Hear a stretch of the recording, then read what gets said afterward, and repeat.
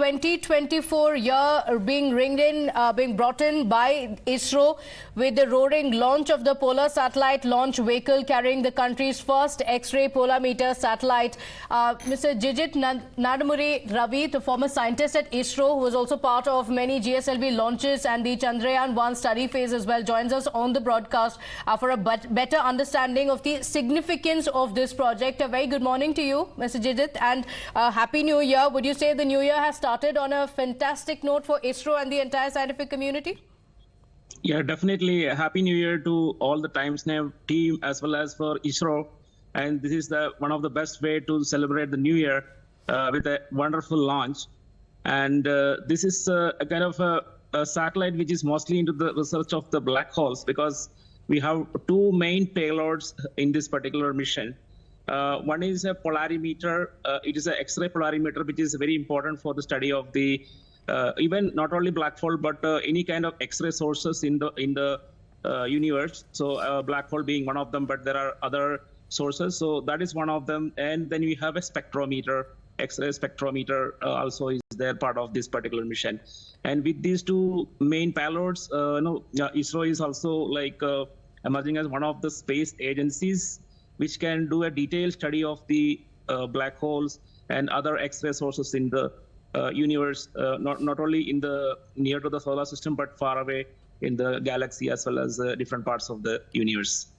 Okay, so it would offer insights into celestial objects like black holes on board the Polar Satellite Launch Vehicle rocket. A lot expected from this mission. But Mr. Jijith, if you could tell us the significance of it, because this is not just India's first polarimetry mission, but also the entire world's second. So it's extremely significant that India has now reached a point which is envious to most countries. Yes, yes. And there is no stopping of ISRO now, because it is having that Chandrayaan-3 success, and then also wherever there are some gaps, all those getting filled up because of these missions like this. So I would say that this is one of the major achievements for the scientific community, not only for India, but all the whole world itself. Okay. Also, Mr. Jijith, if you can tell us some of the challenges that ISRO may have faced. For the scientists, we know, even including in Chandrayaan-2 as well, there had been several challenges. This is a mission that is one of its kind, and this is the first time that India is aiming it. So what are the challenges, and how is it going to proceed? Now, there has been a successful launch. Now, what next? Yeah, this is there are no kind of because this is a kind of lower orbit kind of mission. So in terms of navigation, there are no challenges, but of course, the entire trajectory from the gravity well of Earth is already now resolved, so that the spacecraft has reached the necessary altitude, etc. But having said that, there are, like, for example, this particular mission, the kind of challenges, if there are any kind of issues in the the devices which are used to point to different X-ray sources, if there are some accuracy issues. So those are the kind of challenges, but I don't think these are kind of huge kind of challenges that are that are encountered in a mission like a Chandrayaan-3 or Chandrayaan-2. So we are very much good in terms of the mission. I have also observed the entire launch. All the parameters are very much healthy and successful. So I don't see any kind of severe challenges like we have in a kind of interplanetary or a lunar mission. Okay. But of course, as I mentioned about slight differences in the accuracies, etc., can create a big spoil spot. But I don't, because we have launched many other missions, only in the X-ray spectrum, but in other ultraviolet, etc. And even the mission Aditya L1 mission is also a kind of a mission which is very similar, but again much more complex, because it has to go to the Lagrange point. So compared to that, this is a very mission which is within the hand of ISRO. Okay. And you are using the Polar Satellite Launch Vehicle, which is a very proven kind of vehicle without any kind of anomalies, and it's already done its job. Okay. Oh, that's fantastic. By when can we expect data to be sent back from the XPoSat, sir? Yeah, so typically, as soon as the orbit is stabilized in the the spacecraft is separated and the orbit is stabilized, and soon enough we will be able to get the information that the what you call the data from the satellite, in a matter of few hours or few days, then the tracking and the ground control stations will start receiving it. But major discoveries, it may take some time. For example, the information that is coming from the satellites, including any other mission that is actually assembled into imagery, etc., that will take some time. So that a major discovery using these particular satellites maybe come in a later period, but definitely the other you get that kind of discovery informations will come in the subsequent weeks. But as far as information is concerned, these are coming immediately. Okay, and what is the expected mission lifespan of this mission, sir? Yes, this is typically like a kind of an orbital mission. The lifespan is infinite. I mean, there is no, like for example, launch missions, for example, Chandrayaan, the Vikram lander, you have a definite lifespan. But here, this is a satellite with its instruments, etc. As long as the instruments start working, we'll start continuously getting data. And typically, all these satellites or spacecraft with instruments, they exceed the expectations of the planned lifespans. So typically, like the communication satellites or spectrometer kind of satellites have theoretical lifespan of some five years, etc. Okay. That always they will exceed it. Okay. So this is what we are going to see here. Okay, so about 5 years. Mr. Jijith, request you to stay on with us. The XPoSat mission anticipated to break new ground in the understanding of the universe. Let's cut across. वर्तमान में यान की ऊंचाई 516 kilometre,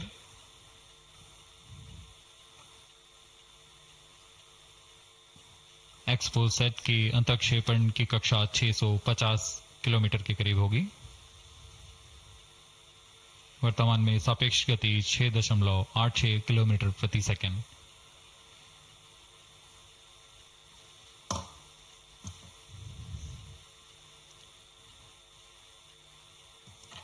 इस उपग्रह XPoSat के दो मुख्य नितभार हैं। पोलिक्स, यह 8 से 30 किलो इलेक्ट्रॉन वोल्ट की ऊर्जा बैंड में खगोलीय प्रेक्षणों के लिए एक एक्सरे ध्रुवण मापी है। इस नितभार को URSC और रमन रिसर्च इंस्टीट्यूट बैंगलोर द्वारा संयुक्त रूप से विकसित किया गया है। इस यंत्र में एक कोलिमीटर, एक प्रकीर्णन और 4 एक्सरे अनुपातित काउंटर डिटेक्टर लगे हुए हैं। इस प्रकीर्णन को कम परमाणु द्रव्यमान वाले पदार्थ से बनाया गया है, जो आने वाली ध्रुवीकृत एक्सरे का विषमदैशिक थॉमस प्रकीर्णन करता है, ताकि एक समय में इस कोलिमीटर के दृष्टि क्षेत्र को 3x3 डिग्री से सीमित किया गया है, ताकि एक समय में एक ही स्रोत उज्जवल हो सके। इस नितभार के 5 सालों के जीवन काल में 40 चमकीले खगोलीय स्रोतों का प्रेक्षण करने की अपेक्षा है।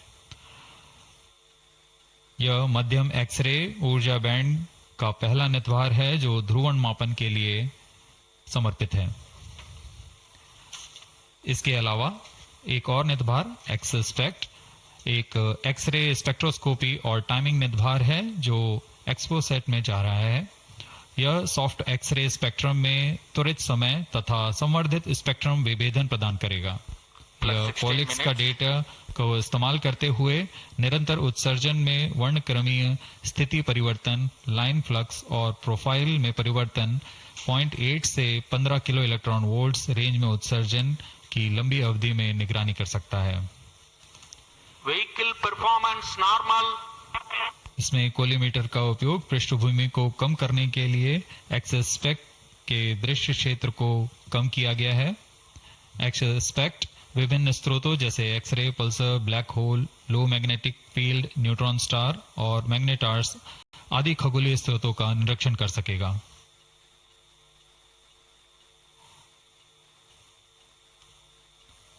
कोस्टिंग फेज समाप्ति की ओर।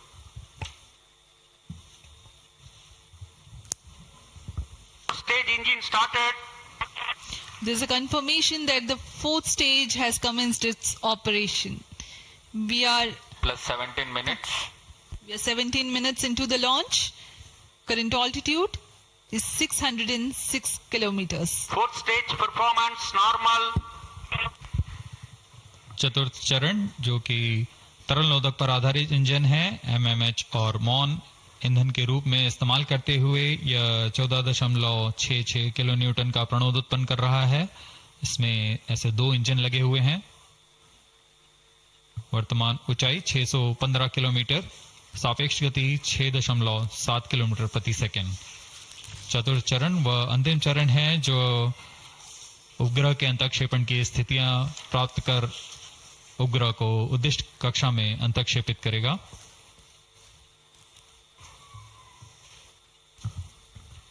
The fourth stage is based on liquid propellant. The propellant loading is 1.6 tons. The fuel is monomethyl hydrazine and oxidizer is mixed oxides of nitrogen. Presently, the tracking stations at Brunei and Bayak are tracking the launch vehicle.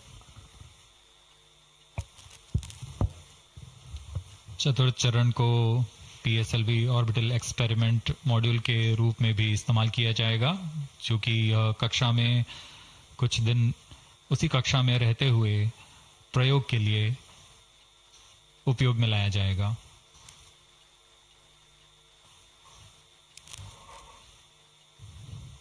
XPoSat उपग्रह का प्रक्षेपण 650 kilometre की चक्राकार कक्षा में किया जाना है। इसके पश्चात चतुर्थ चरण को बंद कर दिया जाएगा तथा कुछ समय बाद पुनः प्रज्वलित कर यान की कक्षा को कम किया जाएगा। यह 650 किलोमीटर से 350 किलोमीटर की कक्षा पर लाया जाएगा तथा यहां ऑर्बिटल एक्सपेरिमेंट्स का प्रयोग शुरू किया जाएगा।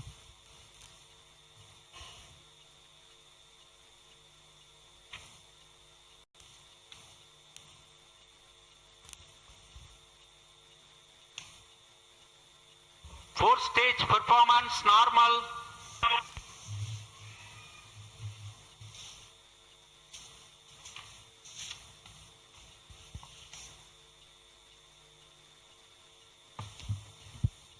सभी बेसब्री से इंतजार करते हुए कक्षीय स्थितियां प्राप्त होते ही उपग्रह XPoSat को अंतःक्षेपित किया जाएगा।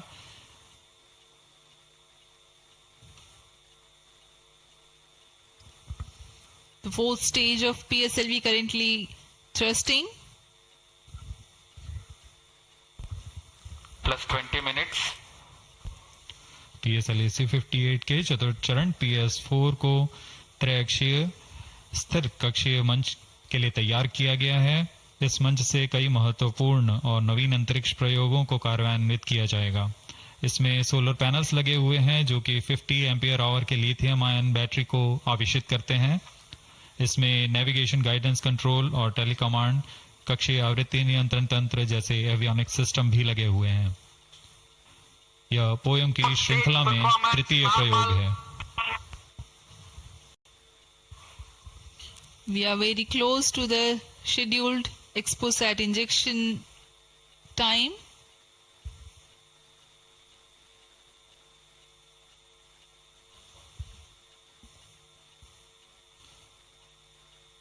जी हाँ, लगभग कक्षीय स्थितियां प्राप्त की जा चुकी हैं। अब किसी भी क्षण XPoSat को कक्षा में अंतःक्षेपित किया जाएगा। चतुर्थ चरण को निर्धारित रूप से बंद कर दिया गया है। Satellite injection conditions are achieved.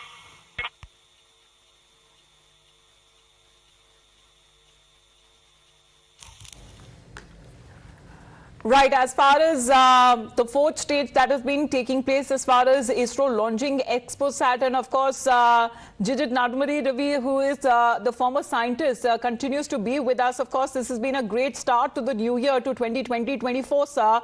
As far as the significance that is also being attached to study celestial objects, what do you believe that would be the main points in the significance of today's launch? Yeah, yes, as the announcer has mentioned, so this is a kind of the perfect tool for studying all the kind of X-ray sources, which include black holes, which is the most important. Everybody is interested in understanding the dynamics of the black holes, but also the neutron stars and pulsars, all other kinds of objects which emit X-rays.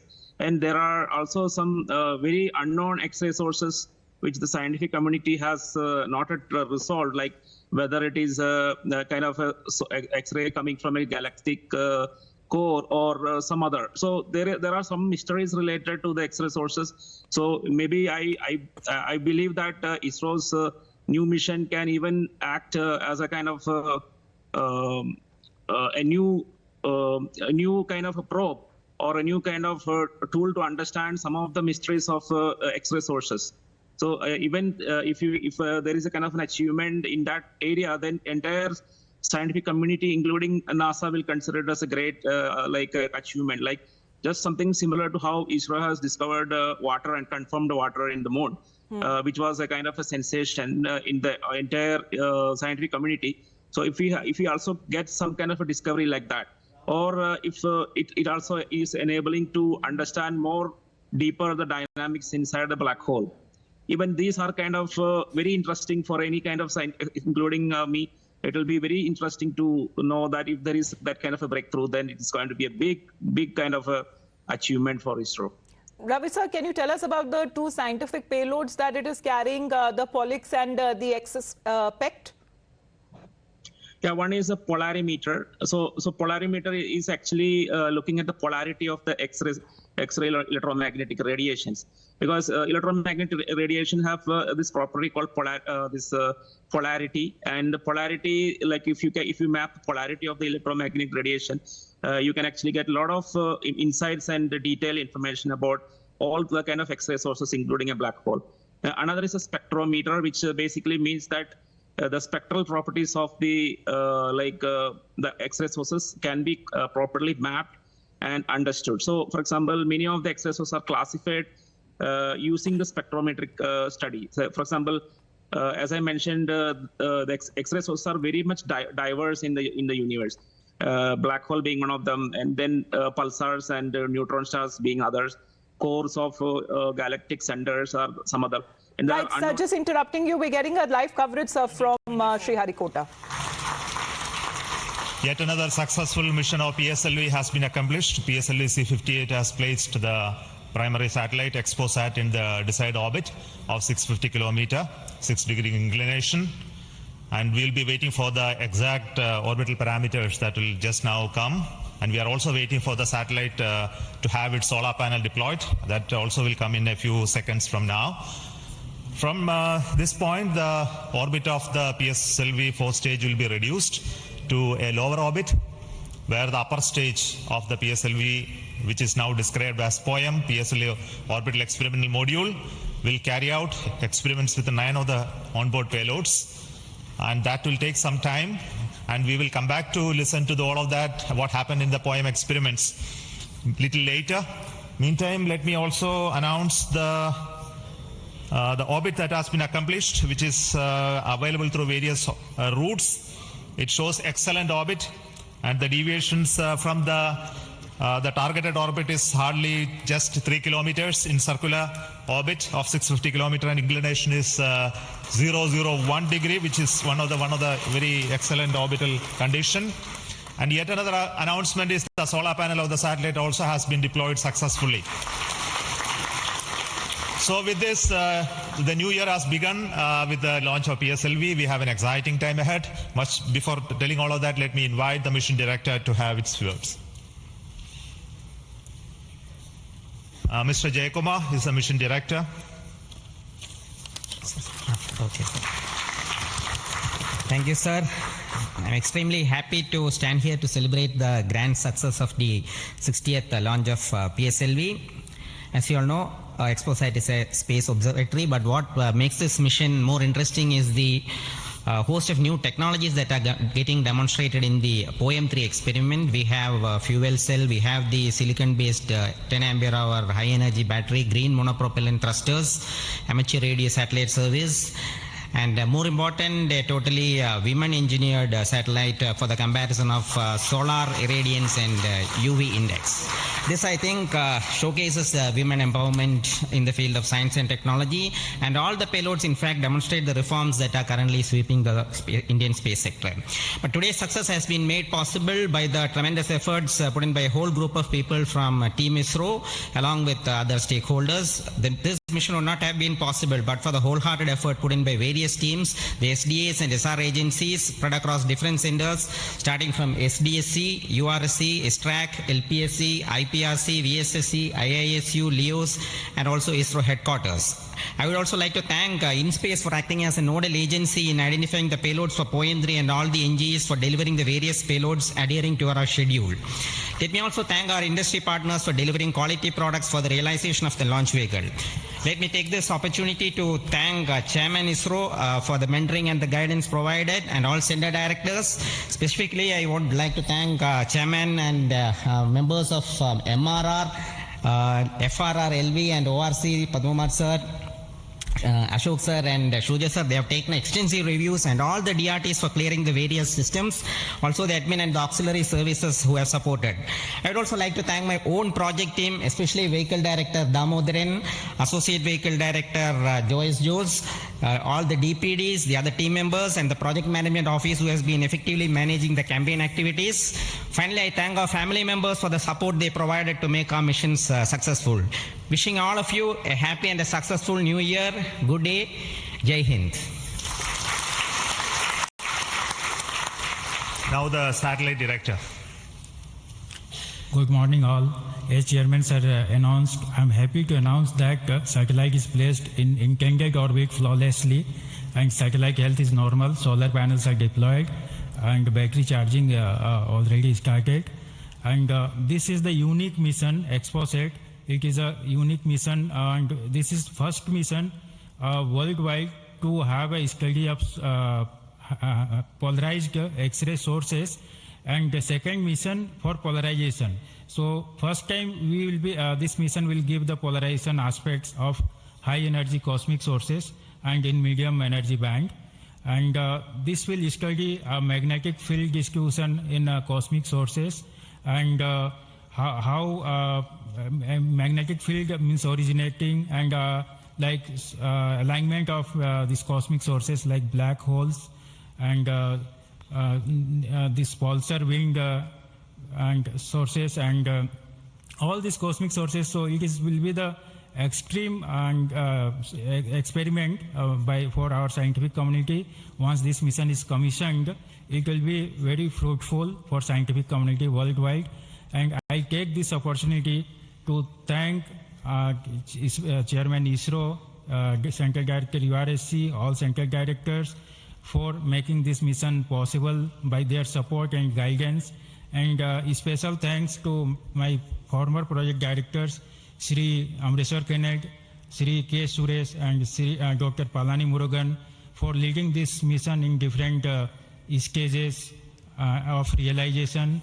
And XPoSat that has now been successfully launched. What a great start to 2024 as far as the ISRO chairman also speaking on this very successful launch. Ravi sir, thank you very much for joining us. And